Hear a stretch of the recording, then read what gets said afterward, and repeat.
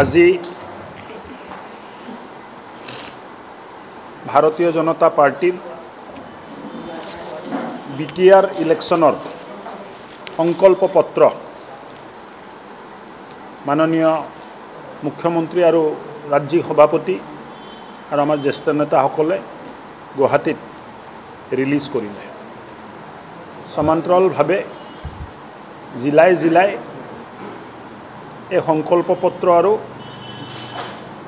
মুখ্যমন্ত্ৰী ডাঙৰীয়াৰ বিটিআৰ ইলেকশ্যনত বিটিআৰবাসী ৰাইজক দিয়া গেৰেণ্টিও আমি আপোনালোকৰ সন্মুখত ইয়াত দাঙি ধৰিব খুজিছোঁ। এক শান্তিপূৰ্ণ সুৰক্ষিত আৰু বিকশিত বিটিআৰ ভাৰতীয় জনতা পাৰ্টিৰ সংকল্প আৰু ৰাইজে আশীৰ্বাদ দি আমাক জয়যুক্ত কৰিলে এক বিকশিত সুৰক্ষিত আৰু শান্তিপূৰ্ণ বিটিআৰ আমি ৰাইজক আগবঢ়াম বুলি আমি প্ৰতিশ্ৰুতি দিছোঁ আৰু সংকল্প লৈছোঁ। লগতে বিটিআৰ অঞ্চলৰ 5 লাখ মহিলাক অহা ডিচেম্বৰ মাহৰ ভিতৰত অৰুণোদয় দিয়া হ'ব। লগতে যিসকলে ঘৰ পোৱা নাই, প্ৰধানমন্ত্ৰী আৱাস যোজনাৰ ঘৰ পোৱা নাই, সকলোকে প্ৰধানমন্ত্ৰী আৱাস যোজনাৰ ঘৰ দিয়া হ'ব। বাথচালী, ব্ৰহ্মচালী, মন্দিৰ, দেৱালয় আৰু ধৰ্মীয় উপাসনাস্থলীত 5 লাখ টকাৰ অনুদান প্ৰত্যেকটো জেগাত, প্ৰত্যেকটো মন্দিৰ বা পূজাস্থলী, বাথচালী, ব্ৰহ্মচালী তাত দিয়া হ'ব। প্ৰত্যেকটো গাঁৱত কমিউনিটি চেণ্টাৰ বনোৱা হ'ব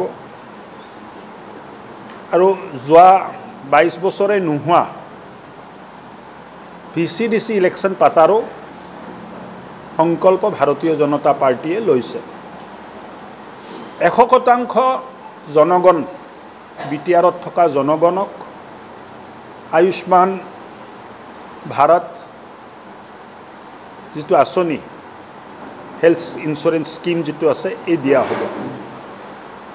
প্ৰত্যেকটো গাঁও ডিষ্ট্ৰিক্ট হেডকোৱাৰ্টাৰৰ লগত সংযোগ কৰিব পৰা ৰাস্তাৰ ব্যৱস্থা 5 বছৰত আমি কৰিম।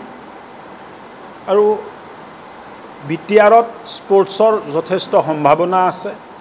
এই সম্ভাৱনাক মনত ৰাখি প্ৰত্যেকটো ব্লকত একোটা আৰ্টিফিচিয়েল টাৰ্ফ থকা ষ্টেডিয়াম নিৰ্মাণৰো সংকল্প ভাৰতীয় জনতা পাৰ্টিৰ আছে। বিটিআৰ অঞ্চলৰ দুখীয়া পৰিয়ালক, যিসকলে উজালা স্কিমৰ চুলাহা আৰু গেছ চিলিণ্ডাৰ পোৱা নাছিল, তেখেতসকলক চুলাহা আৰু গেছ চিলিণ্ডাৰ দিয়াৰো ব্যৱস্থা কৰা হ'ব। মাটিৰ যিটো সমস্যা, দেউতাৰ নামত মাটি আছিল, ল'ৰাৰ নামত মাটি হোৱা নাই, ককাৰ নামত আছিল কিন্তু ককা মৰাৰ পিছত মাটিবোৰ হস্তান্তৰণ হোৱা নাই, এই সুবিধাবোৰো যেনেকৈ বসুন্ধৰাত কৰা গ'ল, এই সুবিধাটো বসুন্ধৰাৰ নিচিনাকৈ বিটিআৰতো যোগ্য আৰু হ'ব লগা কাম কৰাৰ আমি সংকল্প হাতত লৈছোঁ। নিযুত মইনা নোপোৱা প্ৰত্যেকটো ছাত্ৰীক নিযুত মইনা দিয়াৰ ব্যৱস্থা হ'ব। আৰু মহিলা উদ্যমিতাত বঞ্চিত হোৱা ছেল্ফ হেল্প গ্ৰুপৰ মহিলাসকলকো অন্তৰ্ভুক্ত কৰি তেখেতসকলকো মহিলা উদ্যমিতাৰ আঁচনি দিয়া হ'ব। অৰুণোদয় পোৱা প্ৰত্যেকটো পৰিয়ালক গেছ চিলিণ্ডাৰ এটা ৰিফিল কৰিলে 250 টকাৰ ৰেহাই দিয়াৰো ঘোষণা কৰা হৈছে।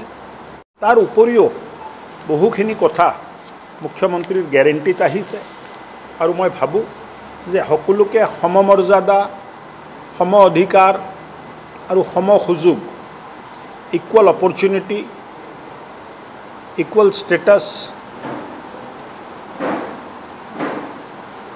এণ্ড ইকুৱেল ৰাইটছ দিয়াৰ বাবে ভাৰতীয় জনতা পাৰ্টি সংকল্পবদ্ধ। মই আপোনালোকৰ জ্ঞাতাৰ্থে মেনিফেষ্টোটো আপোনালোকক দেখুৱাই দি আছোঁ।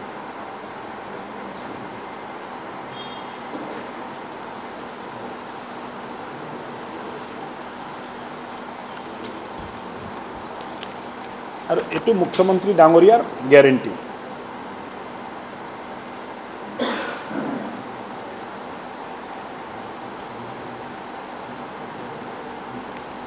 আপোনালোকে যদি কিবা প্ৰশ্ন আছে সুধিব পাৰে। গোটেইকেইটা ভাষাতে হ'ব বড়ো। আৰু এই মেনিফেষ্টো আজি ইংলিছত আহিছে, কিন্তু ছফ্ট কপিত আমাৰ তাত বড়ো আৰু অসমীয়া ভাষাটো উপলব্ধ আছে, প্ৰিণ্ট হৈ 2 দিনত আহি যাব।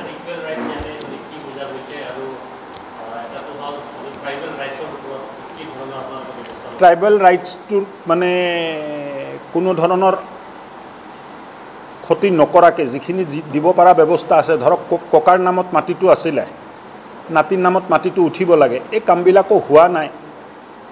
এই কামবিলাক মিছন মোডত,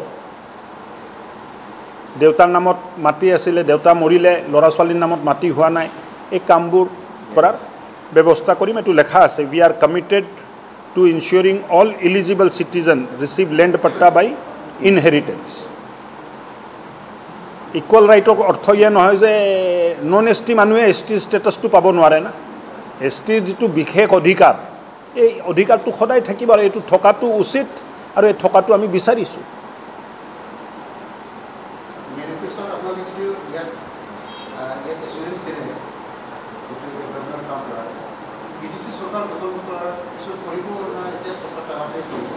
এইটো এই মেনিফেষ্টোটো BTC ইলেকশ্যনৰ মেনিফেষ্টো, চৰকাৰ গঠন হোৱাৰ পিছত।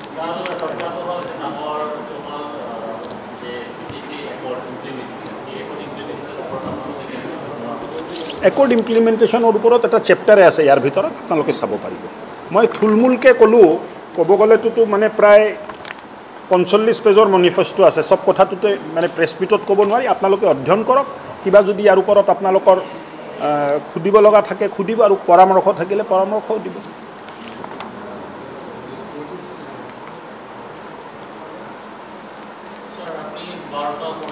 Equal opportunity, safeguarding rights. Equal অপৰচুনিটিৰ অৰ্থটো হ'ল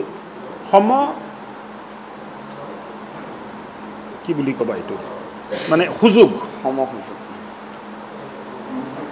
কিন্তু সুযোগ দিব যাওঁতে ST ৰিজাৰ্ভেশ্যনটোতো থাকিব, এইটোতো মানে ক'তো নাযায়। চাকৰি এপ্লাই কৰাৰ অধিকাৰ চবৰ আছে, কিন্তু তাত ST ৰিজাৰ্ভেশ্যনটো থাকিব। বড়ো চুক্তিৰ স্পিৰিট ৰাখি পেলাই চব কাম।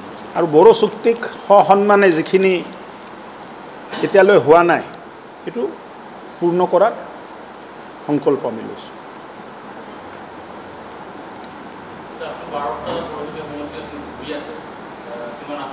বাৰটাত ঘূৰা নাই, 9টাতে ঘূৰি আছোঁ। আসনটো মই ইলেকশ্যনৰ আৰম্ভণিত যিটো পৰিৱেশ পাইছিলোঁ তাতকৈতো বহুত উন্নত হৈছে, আৰু মই ভাবোঁ যে এতিয়াও ইলেকশ্যনত, আজি 12 তাৰিখ 22 তাৰিখে ইলেকশ্যন আছে, 10 দিন বাকী আছে। উঠি থকা গ্ৰাফটো উঠি থাকিব বুলি মোৰ নিজৰ ধাৰণা। তাত কেইটা চিট জিকিম এই কথাটো সঠিকভাৱে তেনেকৈ কোৱা নাযায়। 9টা চিট যদি খেলিছোঁ, 9টাতে জিকাৰ কাৰণে খেলি আছোঁ।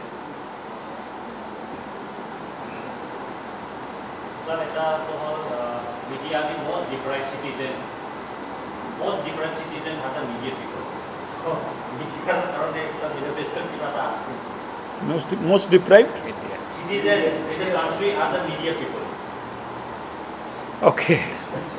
হ'ব আপোনালোকক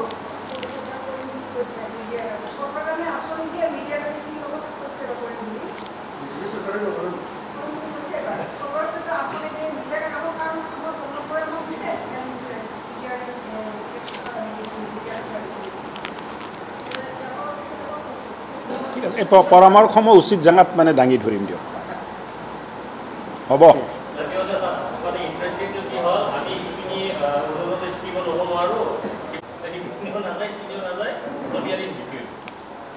কি চেনেলে কি বন্ধ কৰি দিলে? এটা মেনিফেষ্টো দি দিলে হ'ল। পৰাগক মাতি দিছোঁ, পৰাগ